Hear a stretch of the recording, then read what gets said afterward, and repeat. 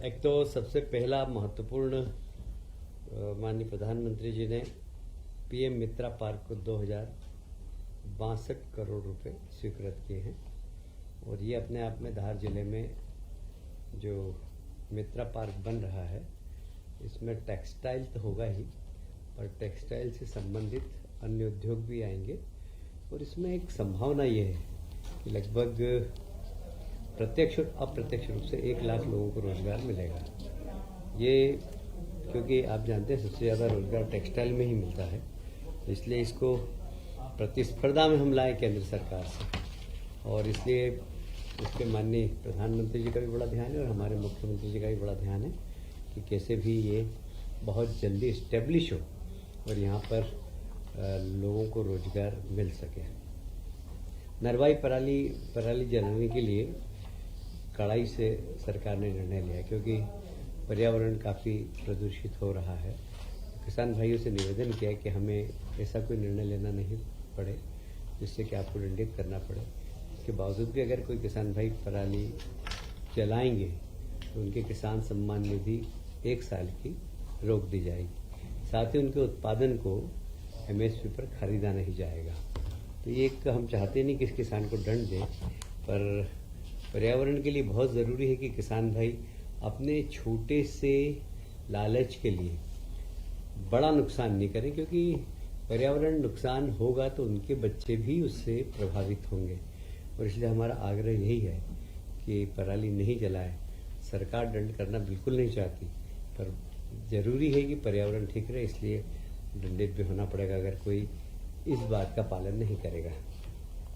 2028 की स्थानांतरण नीति ये मंत्रिमंडल ने आज स्वीकृत की है और इसमें यह स्थानांतरण 1 से 30 मई तक किया जाना जरूरी है और 30 मई तक ई ऑफिस में सारे स्थानांतरण डालना होंगे। यदि उसके बाद यदि कोई स्थानांतरण किया तो वो स्थानांतरण नहीं हो पाएगा। इसलिए 30 मई के पहले सभी माननीय मंत्रियों से आग्रह किया गया है कि वे स्थानांतरण 30 मई तक कर लें। अब उसका रेशो में भी थोड़ा सा चेंज किया है क्योंकि हमें 2000 तक जो 200 तक जो पद हैं उसमें 20% तक ट्रांसफर कर सकेंगे और 201 से लेकर 1000 तक कुल उसमें 15% ट्रांसफर कर सकेंगे और 1 से लेकर 2000 तक की संख्या तक में 10% ट्रांसफर कर पाएंगे। इस प्रकार लगभग 2001 से अधिक को 5%। तो ये एक थोड़ा सा परिवर्तन किया गया है। माननीय मंत्रियों का आग्रह था, माननीय मुख्यमंत्री जी ने स्वीकार कर लिया और इसको हमने ट्रांसफर नीति 1 मई से लागू हो जाएगी। 30 मई के पहले हम इसको करा देंगे। इसमें एक था कि स्वैच्छिक जितने भी हैं उसको भी इस प्रतिशत में जोड़ा जाए।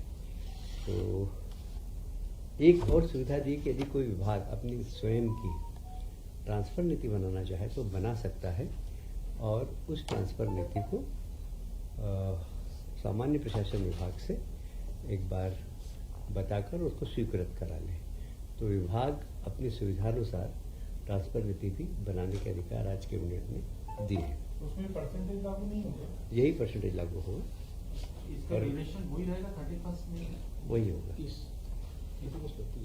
बट ये कॉन्ट्रोडिक्शन नहीं होगा जो आपकी नीति और परसेंटेज का मतलब कुछ समझ मतलब थोड़ा क्लियर कीजिए ना। नहीं, ऐसा है कि पॉलिसी तो यही रहेगी।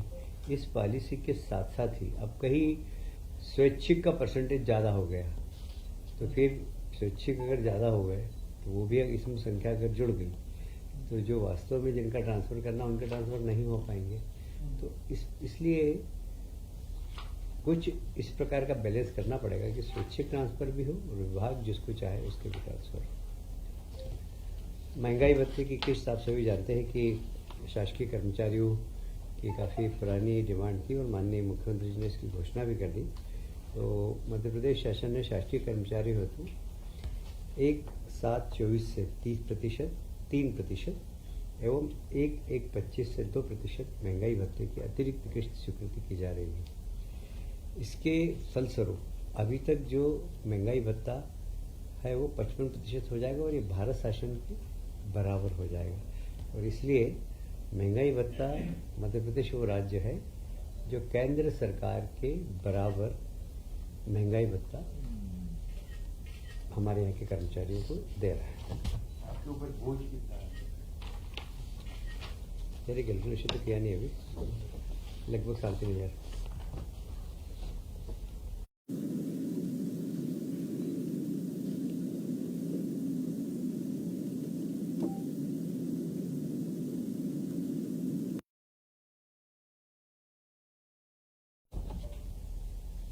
वैसे तो हम सरप्लस बिजली में हैं, पर हम अब ग्रीन एनर्जी को ज़रा फोकस कर रहे हैं, क्योंकि सारी दुनिया ग्रीन एनर्जी को की तरफ जा रही है। हमने भी ग्रीन एनर्जी की तरफ फोकस करना चालू किया है और इसीलिए मध्य प्रदेश और उत्तर प्रदेश दोनों की डिमांड अलग अलग समय पर होती है। हमारी डिमांड ख़त्म हो जाती है जब उत्तर प्रदेश की चालू होती है, और इसलिए जब हमारे यहाँ बरसात आ जाती है तो वहाँ पे डिमांड चालू हो जाती है उत्तर प्रदेश में। हमारे यहाँ बरसात में डिमांड कम होती है, तो इसलिए मध्य प्रदेश और उत्तर प्रदेश दोनों संयुक्त रूप से मिलकर एक 2000 मेगावाट का सोलर पार्क बना रहे हैं, जिसमें 1000 तो कंपोजिट जिसमें भंडारण की क्षमता होगी और 1000 मेगावाट को खर्च कर सकेंगे। इस प्रकार 2000 मेगावाट का सोलर प्लांट मध्य प्रदेश और उत्तर प्रदेश के साथ संयुक्त रूप से मिलकर बनाने की योजना है। और इसमें लगभग इस प्रोजेक्ट में वैसे लगभग इस प्रोजेक्ट में कितना लगेगा? 3000 मेगावाट है टोटल। 3000 मेगावाट है। 1000 तो कैपेसिटी भंडारण और 2000 सोलर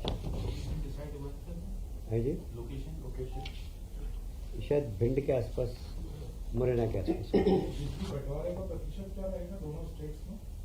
जब जिसकी डिमांड होगी उतनी उसको डिमांड दे देंगे। परसेंटेज तय नहीं है। हाँ, मतलब ये तो दोनों सरकार अपनी ही है, इसलिए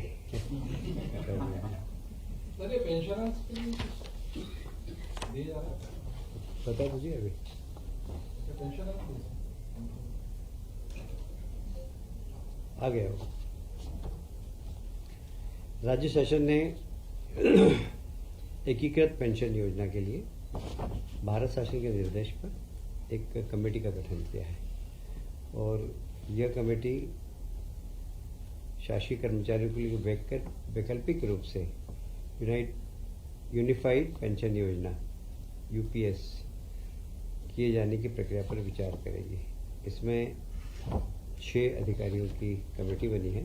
अशोक वर्णवाल, मनीष रस्तोगी जी, लोकेश कुमार जाटव, सुश्री तन्वी सुंदरयाल, अजय कटेसेरिया और जेके शर्मा। ये सबों की कमेटी भारत शासन ने जो गाइडलाइन दी उसके अनुसार तय करेगी, जिससे कि यूपीएस योजना लागू कर सके और उसका लाभ पेंशनर को मिल सके।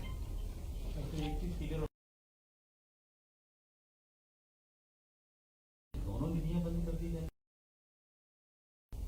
किसान सम्मान निधि एक सेंटर की एक स्टेट देती है और एक सिर्फ सीएम का।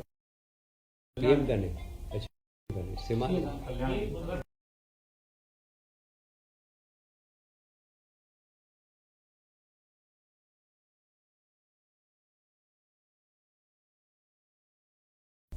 वैसे ये 15-20 दिनों